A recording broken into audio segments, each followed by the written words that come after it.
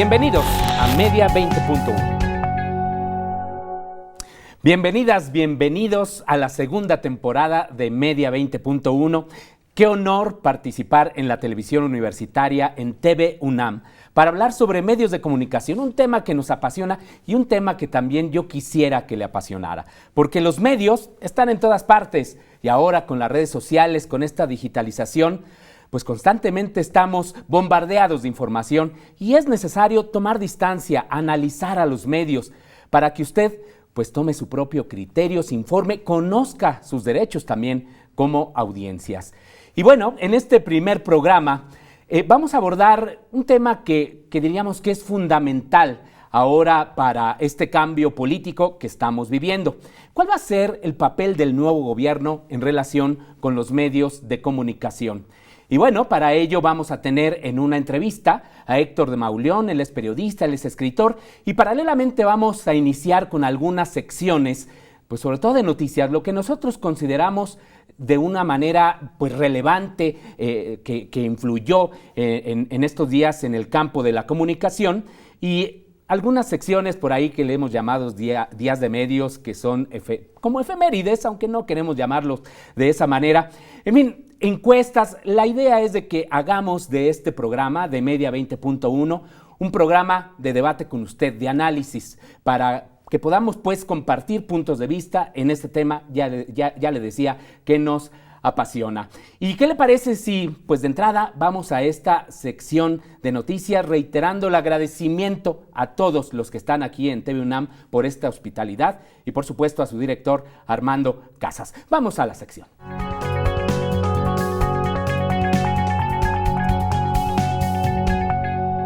Lo más destacado durante los últimos días es el anuncio del regreso de Carmen Aristegui a la radio, en la emisora 97.7 de Grupo Radio Centro a partir del próximo 17 de octubre de las 7 a las 10 de la mañana.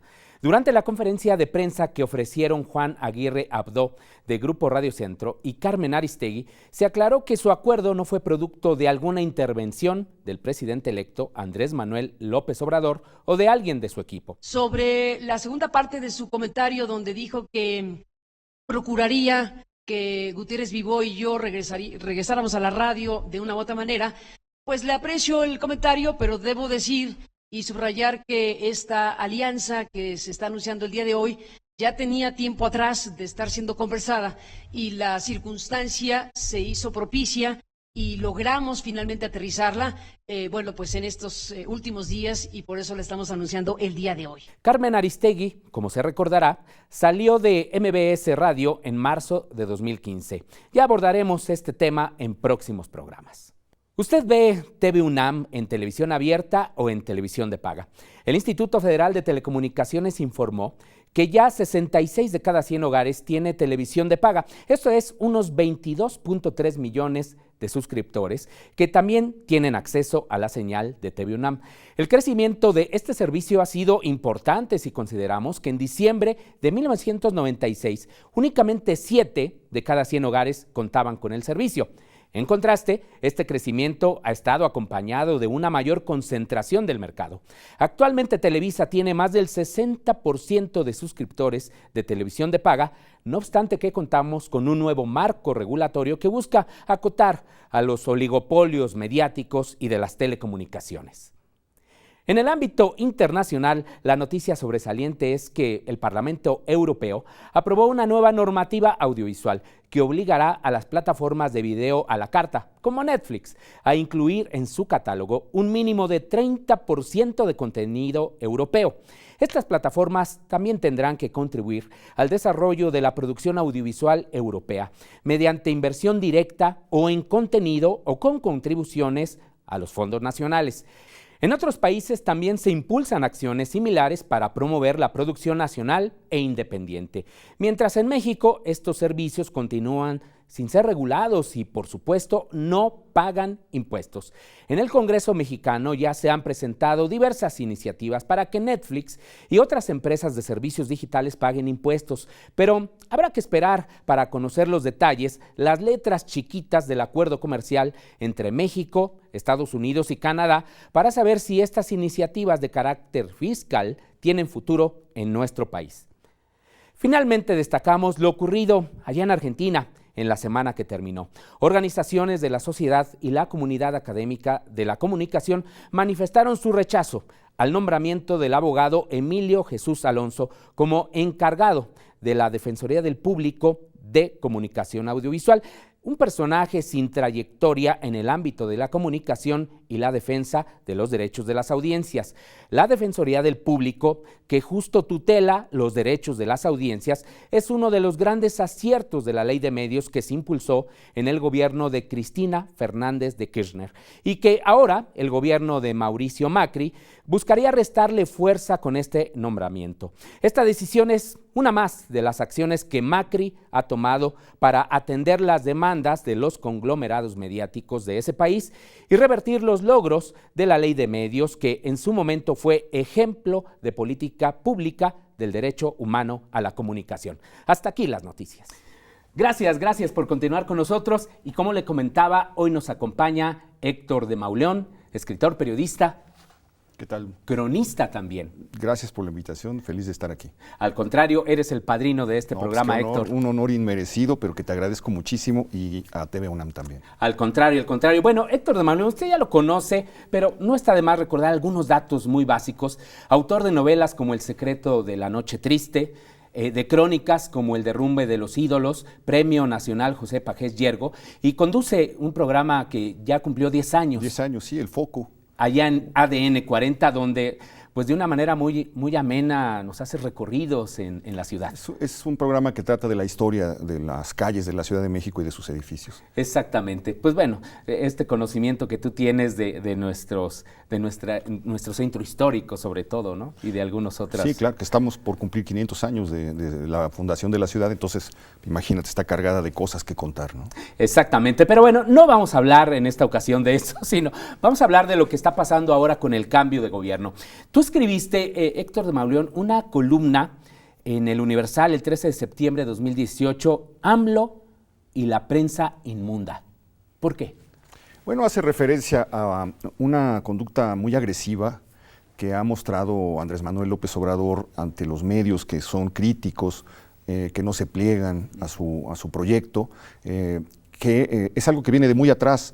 Yo hice un rastreo hemerográfico desde los tiempos en los que pues prácticamente desde el plantón de Reforma, desde la época de aquellas elecciones tan complicadas del año 2006, y ahí comenzó a notarse un cambio entre el AMLO, jefe de gobierno, que había sido mesurado, aunque a veces exhibía en sus conferencias de prensa portadas de periódicos que lo criticaban y los denunciaba, que era completamente, ya era un poco anormal, inusual, pero tuvo un vuelco después de 2006, comenzó a referirse a la prensa como jilgueros del poder, como secuaces, como voceros de la derecha, voceros de la mafia, cómplices, etcétera, y comenzó a endilgarle adjetivos que fueron creando, yo en mi impresión, una percepción de que la prensa mexicana es una entidad, un ente completamente corrompido, vendido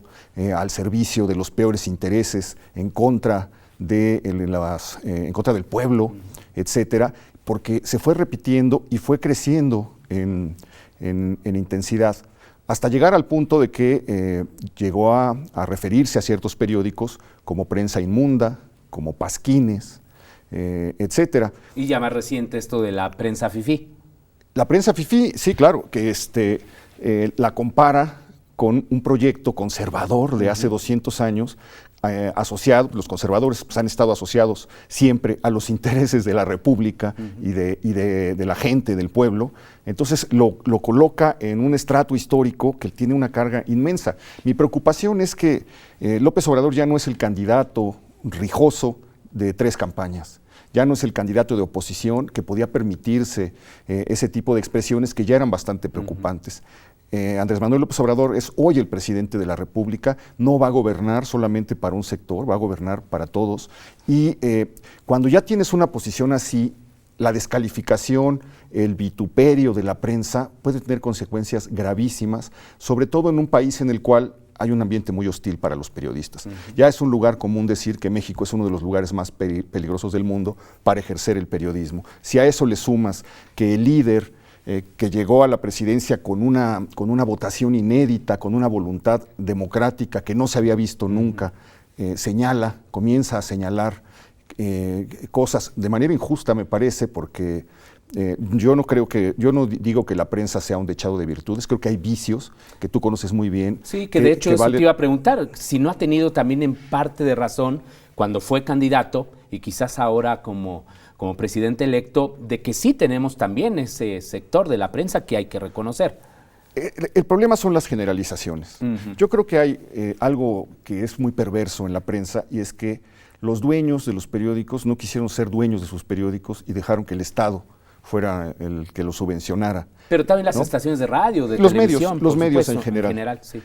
No se supieron hacer dueños de sus medios, y entonces comenzaron a depender del gobierno. Pero esto es una cosa que empezó desde los años 30. Bueno, en los años 20 ya había casos graves, pero en el gobierno de Lázaro Cárdenas se formó una cosa que llamaban los miembros del círculo cercano del general Cárdenas el Fondo de los Reptiles, y era un dinero que se iba a dar a los medios para que le bajaran a la crítica por la expropiación petrolera, que fue feroz, lo que se desató contra Cárdenas. Entonces, ahí comenzó una relación muy perversa, porque se inventaron dos cosas. Se inventaron las oficinas de prensa, los boletines de prensa, para que hubiera una postura oficial del gobierno, y también se inventó un dinero que iba a dar a los periódicos para ir estableciendo una relación que a la larga acabó siendo fatal, porque nos llevó a los años 60, donde ya había 50 y 60, donde ya había una prensa completamente amordazada, columnistas y reporteros venales que recibían un sueldo en el diario y recibían una compensación en las oficinas de prensa. Sí, ahí estaba, por ejemplo, el libro de Julio Scherer, perdón por la interrupción, el libro de Julio Scherer, ¿te acuerdas? Sí, sí. En el que, no solo el de los periodistas, el otro que narra el del fondo, que era de Ban Rural, si no mal recuerdo, y que era la nómina de periodistas y de medios de comunicación. Donde había varios de proceso, porque también pasaba esto, que si no aceptabas, de todas maneras alguien se quedaba con el dinero y te palomeaban. Claro. Entonces pues se fue creando una relación atroz que se comenzó a romper con el surgimiento de una prensa crítica, en la que los periodistas por primera vez apostaban por una honestidad.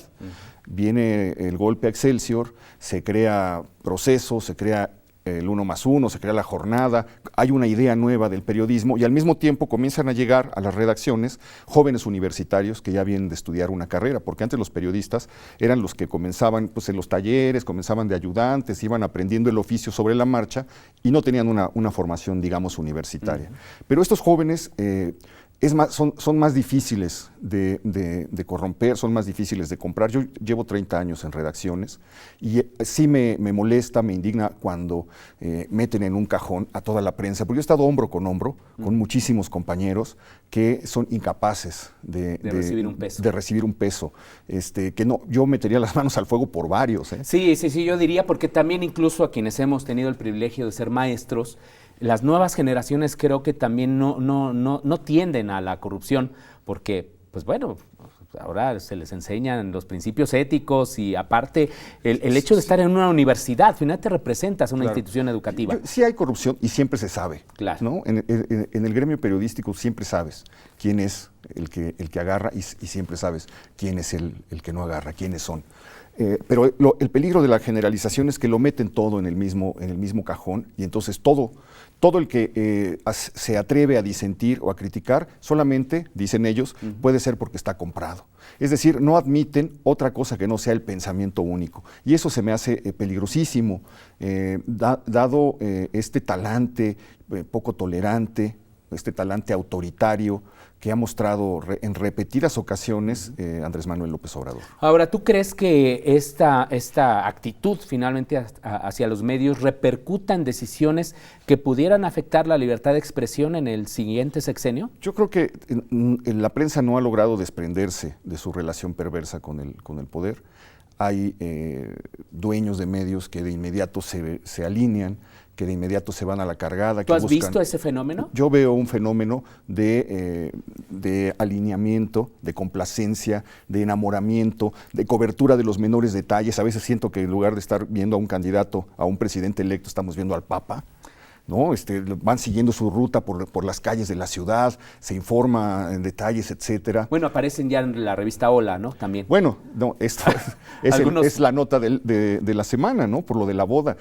Pero, bueno, esto es una incongruencia. Después, uno no esperaría que si te están prometiendo una conducta distinta, que no sea la frivolidad, la insensibilidad ante las carencias y la desigualdad, si te están prometiendo eso y la gente fue a votar masivamente por ese proyecto, lo siguiente que encuentres es que pues, se hacen una boda propia del antiguo prismo, con un dispendio, con langostas. Casi de la monarquía, etcétera, ¿no? Y Tenemos ya que hacer un corte, para colmo Héctor. salir en Hola, claro. Tenemos que hacer un corte, pero pues bueno, como usted se da cuenta, está buenísima esta entrevista.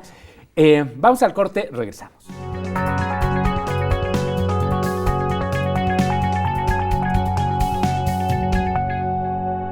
El 9 de octubre de 1921, Constantino de Tárnava, un ingeniero en electricidad egresado de la Universidad de Notre Dame, hace posible su primera transmisión desde la casa de sus padres en el centro de la ciudad de Monterrey. Esta emisora después se convirtió en la XCH.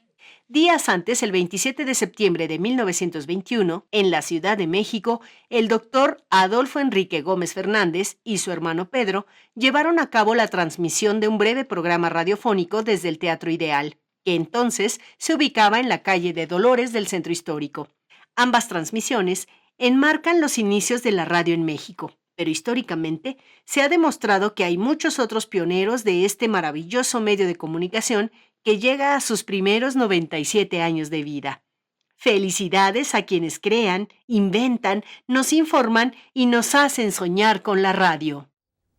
Estamos de regreso en Media 20.1 en esta segunda temporada y estamos platicando con Héctor de Mauleón pues sobre los retos que tendrá la sociedad, el periodismo, la comunicación ante el nuevo gobierno, libertad de expresión. Y nos quedamos en esta parte de este hecho que sí, simbólicamente quizás sí representó mucho, ¿no? Lo de la aparición, pues, de alguien tan cercano, César Yáñez, ¿no? Sí, claro. A Andrés Manuel López Obrador en una revista como Hola, y de que hubo una cobertura, pues quizá también hasta provocada e inducida por los medios, no lo sé. ¿Cuál es tu visión en este sentido? No, a mí me sorprende mucho ver que si uno revisa las portadas de hace unos años, aparece una portada muy semejante de la boda de Peña Nieto con la gaviota. Es cierto, estuvo en redes sociales distribuyéndose esta semana. Circulando, claro. Entonces es la expectativa de una sensibilidad distinta, de una sensibilidad política y social, de otra índole. Y me parece un resbalón innecesario, terrible. Yo creo que le meten ahí una zancadilla a Andrés Manuel López Obrador, y la revista Hola lo ha de haber hecho, pues lo hace pues para vender, ¿no? Así Evidentemente. Es, para vender, porque pone al presidente en la portada. Entonces. Pero ya está corriendo la revista por WhatsApp. Yo creo que es una zancadilla, innecesaria. Sí, por supuesto. Pero el tema, bueno, hay que ver cómo responde. A lo mejor cuando decía López Obrador prensa fifí se refería a la revista Hola. Puede ser. Pero el tema es, una vez que tenga el poder que va a tener, que es un poder que no se ha visto, tiene un poder que ningún presidente de México ha tenido en muchísimos años. Recuerda el poder de Díaz Ordaz, ¿no? Un Congreso plegado, instituciones autónomas sometidas o debilitadas o inexistentes, etcétera. Recuerda un poder que no se ha visto en mucho tiempo. Y eso lo vuelve todavía más peligroso. Estas actitudes, estos comentarios, estos manotazos hacen que sea pues, muy preocupante la perspectiva para quienes quieren ejercer o quienes quieran ejercer un periodismo que no recuerde al periodismo del viejo boletín. López Obrador critica a la prensa fifí y dice: el mecanismo de la prensa fifí es yo hago una declaración y ellos van y la confrontan con el secretario de Hacienda y con algún empresario. Bueno, entonces lo que él quisiera es que su declaración apareciera íntegra en el periódico, como en el tiempo de los viejos boletines del PRI. Claro. ¿no? Lo que tiene que hacer un reportero, pues es, si él dice el país está en bancarrota, pues vas con el secretario de Hacienda, obviamente, y le preguntas, están diciendo que el país está en bancarrota, ¿esto es cierto o no? Yo pienso que López Obrador pudo haber dicho, me sacaron de contexto, lo que yo quise decir es, no me estoy refiriendo a un problema económico, sino social, me estoy refiriendo a unas estrecheces que vamos a tener que enfrentar, etcétera. Pero ¿para qué enfrentar y aventar y azuzar contra la prensa? Ese es lo que me parece que puede ir creando una situación lamentable. Ahora, Héctor, pero contamos ahora con medios digitales, Sí. Por ejemplo, no sé, me refiero a Sin embargo, Aristegui Noticias, Animal Político, contamos con periodistas independientes, ahora existen las redes sociales que podrían, independientemente de que no todos los medios se plegan, pues hay algunos que sí, que podrían finalmente mantener ese periodismo alejado del poder, ¿no? Es decir, como que las condiciones sí son distintas democráticamente. Bueno, mira, él mismo dice qué periodismo quisiera ver, ¿no? Dice que quiere ver un periodismo alejado del poder y cercano al pueblo, pero lo dice desde el poder. Y tenemos que ver qué va a hacer, cómo se va. Ya anunció un recorte del 50% en términos de publicidad oficial. A mí me parece que eso es muy sano, porque era un dispendio lo que se gastó este gobierno que sale, el gobierno de Enrique Peña Nieto. 10,000 millones de pesos al año. De verdad es un exceso, estamos hablando de 50,000, 60,000, más de 50,000 millones de pesos. Es un derroche de verdad que no tiene justificación. Entonces me parece muy sano. Lo que hay que ver es cómo se va a repartir eso, porque sabemos que prácticamente son inexistentes los medios en México que vivan de sus ventas. Todos viven de alguna medida, en mayor o menor medida, de la publicidad. Esto puede provocar el cierre, es una pregunta, tú sabrás, de medios locales pequeños.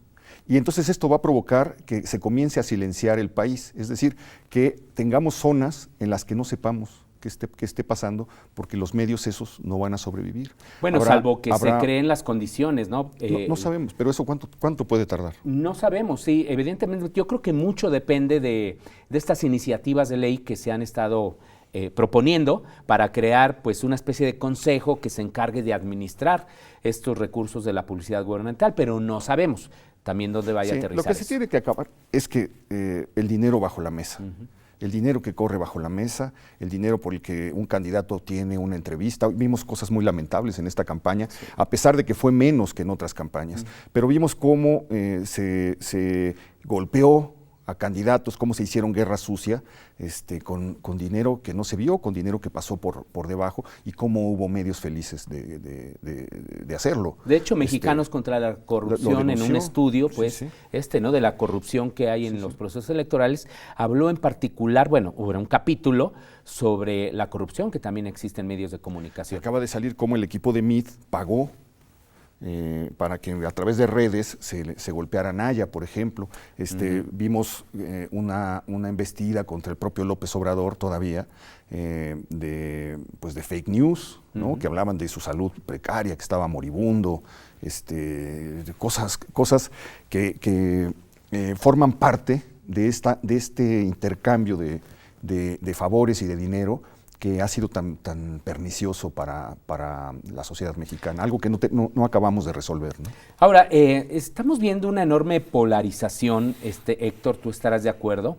Me preguntaba por ahí una tuitera que decía que las corrientes de opinión y el ejercicio periodístico en la Cuarta Transformación, cuando los medios y periodistas se polarizan por posiciones político-partidistas, ¿cuál es la consecuencia social? Porque sí es cierto, digo, tú todos los días tienes un debate intenso, digo, no todos los días, supongo, pero casi todos en Twitter, justo por la posición crítica que tienes sobre Andrés Manuel.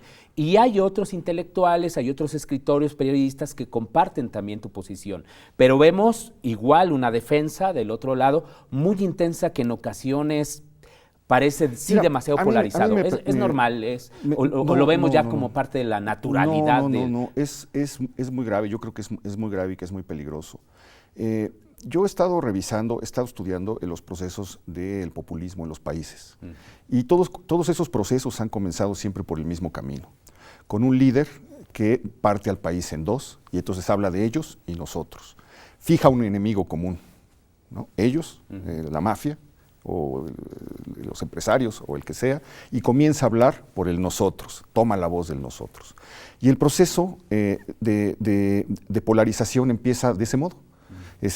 No estoy diciendo que las sociedades sean iguales, no estoy diciendo que no haya injusticias, no estoy diciendo que no haya una brecha brutal en México, pero el que gobierna tiene que gobernar con la idea de unir y de resolver, no de separar y de elegir un sector, convirtiendo en villano al otro. Entonces yo creo que eso es lo más peligroso, porque todo pinta a que en lugar de que se cierre esa herida, esa brecha que se fue abriendo durante varias campañas políticas presidenciales, se va a seguir acentuando. Y luego lo siguiente que ha pasado en otros países a donde llega un caudillo de corte populista es que comienza a descabezar lo que le puede hacer oposición. Comienza a debilitar los congresos, comienza a debilitar los órganos autónomos, sea el INE, el Banco de México, a sembrar sospechas, comienza a sembrar también dudas y sospechas sobre la prensa, de manera que la pueda ir dominando y la pueda ir acallando, y después, ya que tiene todo el control, lo que siguen son los cambios constitucionales, son los cambios de leyes, el proceso se ha repetido en todos los países donde ha aparecido, de Europa, de América Latina, donde ha aparecido un líder, un caudillo populista. Y ahora, ¿cómo revertir todo esto? Y en particular en los medios de comunicación. Por eso ¿Qué creo debemos hacer como sociedad para prevenir un escenario que todavía no se presenta, pero que, digamos, ha mostrado para algunos analistas, periodistas, ciertas señales de alarma? Yo creo que él dice que todo se barre desde arriba, las escaleras se barren desde arriba hacia abajo. Sería bueno que empezara desde arriba hacia abajo a cerrar esa brecha, a dejar de usar un lenguaje de vituperio contra los críticos, a dejar de emplear camajanes, les dijo a los periodistas. Yo me fui para atrás. Un camaján es un holgazán que vive del trabajo de los otros y que aprovecha el esfuerzo de otros para su beneficio. Pues es increíble que de verdad el futuro presidente de México se refiera así a un sector de la prensa que lo que hizo fue ir a preguntarle al secretario de Hacienda sobre la declaración suya. Entonces creo que debe comenzar desde arriba, efectivamente, y que tenemos que hacer desde abajo otra cosa, que sea, yo en mi vida he usado la palabra, la voy a usar aquí porque de otro modo no sé cómo explicar, pero la palabra chairo, yo nunca le he dicho a nadie de ese modo. No, bueno, creo que es despectivo, ¿no? Digo, así es como se ha venido entonces utilizando. Creo que si queremos empezar a cerrar esto, nosotros tenemos que empezar desde ahí a no usar eso, a no decir peje zombie, claro, chairo, todas estas palabras de odio que son tan frecuentes en las redes y que están pasando a la vida ya como parte de la conversación pública cotidiana. Entonces creo que por ahí es una manera de empezar a nosotros también a entender que no tiene por qué haber un pensamiento y tú no tienes por qué estar de acuerdo conmigo ni yo contigo. Lo que es interesante es que podamos estar sentados discutiendo puntos de vista sin que eso represente salir a matarnos o a odiarnos o decirnos que eres de lo peor porque claro, está el país muy envenenado. Está el país en una ola de violencia que no se ha visto nunca y el lenguaje también es violencia. El presidente tendría que entender que el lenguaje es una forma de violencia también y que tendría que contenerlo. Pues con eso cerramos el programa y a mí me parece muy pertinente esto que has dicho porque los medios universitarios, los medios públicos, pues justo son los que deben de fomentar este diálogo democrático, siempre con respeto, en un ámbito pues de pluralidad, de respeto a la pluralidad, la diversidad de ideas, y así podemos construir este país que amamos y construir una mejor democracia. Héctor de Mauleón. Hombre, mil gracias por la invitación y mucha suerte. Al contrario, muchísimas gracias.